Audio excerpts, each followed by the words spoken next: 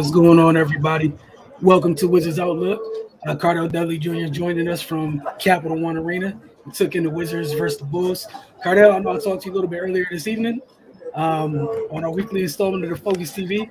At that point, it was halftime. Things were looking promising. You were pretty much saying that they only had a Vucevic problem at the half, and that it was a winnable game. It was out there for them to go ahead and take it. Obviously, we know how things turned out with DeRozan taking over in the second half. The Bulls beat the Wizards 107-94. Before we get to your thoughts, just some quick words from our folks over at Uzinaz, as always. It's National Mom and Pop Business Owners Day, and we've come a long way. As a Black-owned business, Uzinaz has been a staple in the community, serving as a safe space since its founding in 2003, striving to preserve Black culture. We use our talent in the genre of soul food. We stand with those peacefully protesting injustice, fighting against hatred and racism, and working to create an inclusive community for all. Visit uzinaz.com today to get the hours, look at the menu, find the best times to go. Again, 2 locations. You got Georgia Avenue and U Street is reopened and has been remodeled. That said, Cardell, your thoughts on the Wizards in the second half of this game? I mean, Vucevic wore him out in the first half, and then DeRozan wore him out in the second, with Levine coming alive in the fourth quarter. It's as simple as that, man. They try to double Vucevic to keep him contained, and that's when DeRozan came alive and started just scoring every which way possible. Threes, mid-range, going to basket, dunks, whatever you want to call it. And then they tried to double him, and then Levine hit some shots late to finish him off. It's really that simple, man. We can sit up here and overanalyze some things, man, but the Wizards couldn't get stops when they needed. And then on top of that, when the DeRozan started going off, they couldn't make the shots. They needed to try to keep up. You know what I mean? And then that's how the Bulls pulled away. Fourth quarter was just it was mostly DeRozan, but then Levine woke up. You know what I mean? And that's the Bulls had the only 30-point quarter in the game, which was the fourth quarter, and that literally wasn't them the game. The Wizards lost by 13, and the Bulls won the fourth quarter by 11. That just tells you how the explosion from DeRozan, how big it was, man. I think at halftime he was 2 for 11. 2 for 11. He finished 10 for 16 in the second half. So, yeah, 10 for 16 in the second half, done. So he was on one. He missed a free throw and only took 2 3-pointers. And then only turned the ball over once. And that's with them aggressively trying to trap him. They threw bodies at him. They threw Rui. They threw Denny. Denny got a couple plays here and there, key blocks or whatever, but they threw him. Caldwell Pope.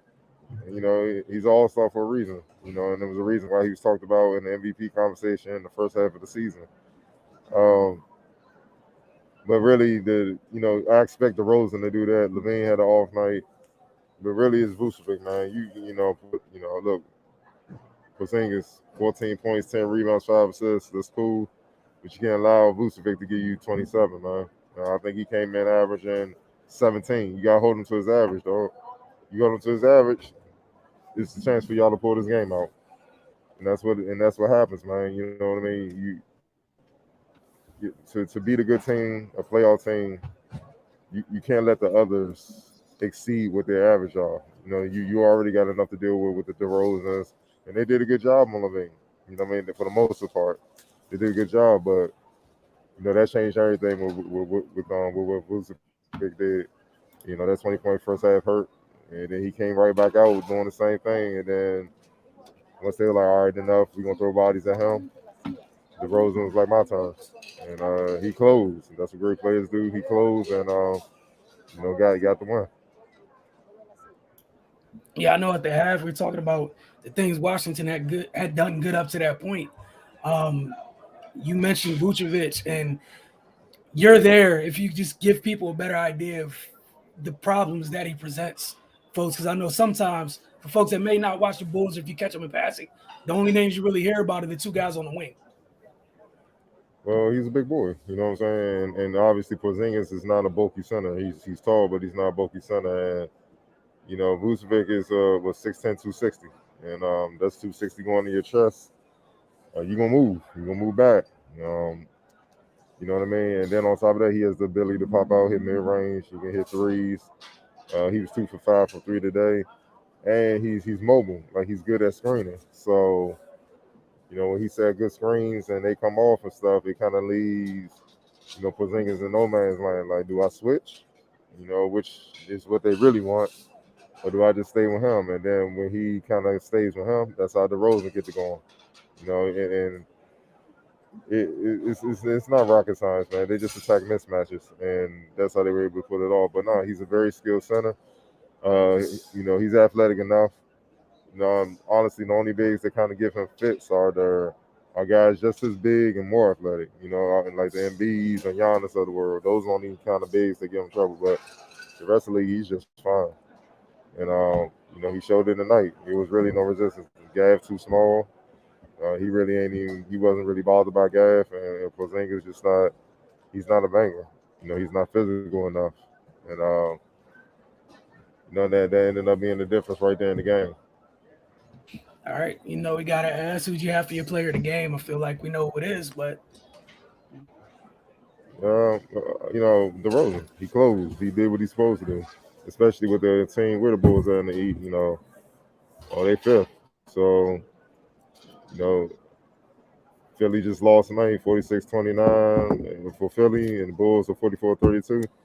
Hey, so if I'm the Bulls, let's get home court. Let's have Philly come to right. us.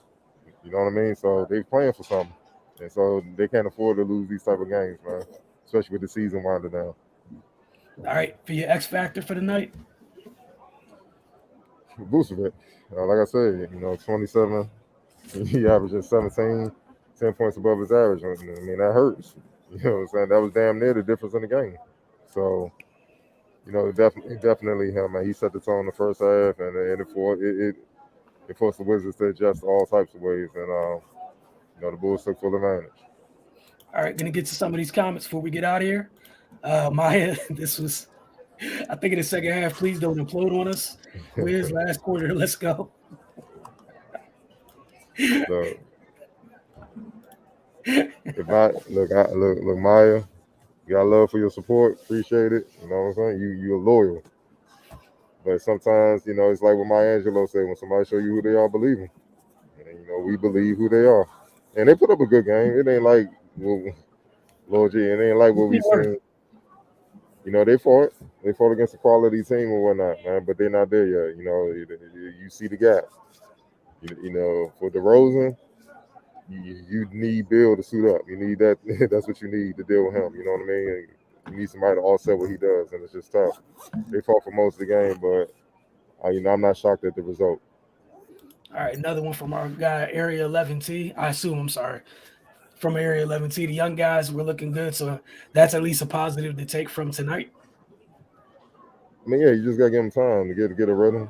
You know, the thing I like most is Denny. He's checking his emotions as though he's just hooping, and that's what I'm saying. When he stay out his own way, he's a quality player, man. He can do a lot of things. Like he had a block on DeRozan. DeRozan put his shoulder into him and shot a fadeaway runner, and Denny in stride elevated and beat that on into the stands. I'm like, ooh, you see what I'm saying? It's just. Like he made DeRozan have to work a little bit, man. You know what I mean? And, then DeRozan got mad. He started going in the pick and roll game because he was trying to ISO Denny, and it wasn't really working. He's too big, but he could stay with him. And and he's stronger. Like DeRozan was getting bumped, and the bumps wasn't moving Denny. That's the thing about throwing bigger players on you. That you don't have that advantage. Like he does most nights over other guards. So. And they put Vucevic in the pick and roll to get him up off him, and that's when he just did what he does, get to the spot, mid-range jumping is money. So, it is what it is. But yeah, I love and Rui, man, he's finally starting to understand to be aggressive. Like he led the team with 21, 8 of 10. He still need more shots, dog. And even at 10 shots, I'm like, nah, dog. Like Caldwell Pope led the team with the most attempts with 15. Nah, bro, you gotta get that 15 to 20 range. He's earned that right. He's that good. So I want to see more aggressiveness, but I'm pleased with that. Like he was going at it. Like 21. Hey, man, when they started pulling away, this is a game where he got to realize, fine, I need to get 30, 35, 40, make sure we win the game. Especially with no Bill or Kuz on the floor. So, He's headed that way, man. But he just gotta understand you're that good, man. Don't dumb yourself down. Be you, because you just only gonna make the team better, maximizing what you have. Right. Lord knows he's talented enough. Yes, But we got to improve our paint defense. that's just a mentality. Sometimes it just comes to your mentality, like you ain't about to come in here and do all that. Like, nah, we just gonna foul out. Like you gonna feel me. So uh, they, like I said, Gaff is athletic, but he's an undersized big. Porzingis got to hit the weight room, man. You gotta eat some steak, do something. Man. You know what I'm saying? You got bulk up, dog. Like it mean. But I think with his injuries, they want to keep him light. Mm-hmm. You know what I'm saying? To keep that weight off his joints, which is fine. But you gotta find a way to get stronger, man, so he can hold his position. Because now teams, teams are going at him, and if they feel like physicality, you can kind of contain what he does, so to speak. All right, we gotta got a couple more thoughts on the new jersey. I think cherry blossom jerseys. We saw a picture of them today. Yeah, uh, the, That was my and response. All right. the fans love him. It's all good, Anthony Toy said Kuz might as well be shut down. Believe Kuz is supposed to be playing tomorrow, so we'll see. man. What's Cool's contract situation? You give me a minute, I'll tell you. All I look. I'm gonna put the next comment up, and I'm gonna go check on that for you. right. Look, man. And Anthony Tony got one for you right here.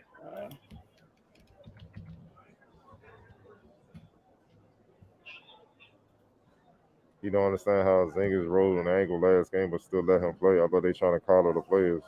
What do you mean?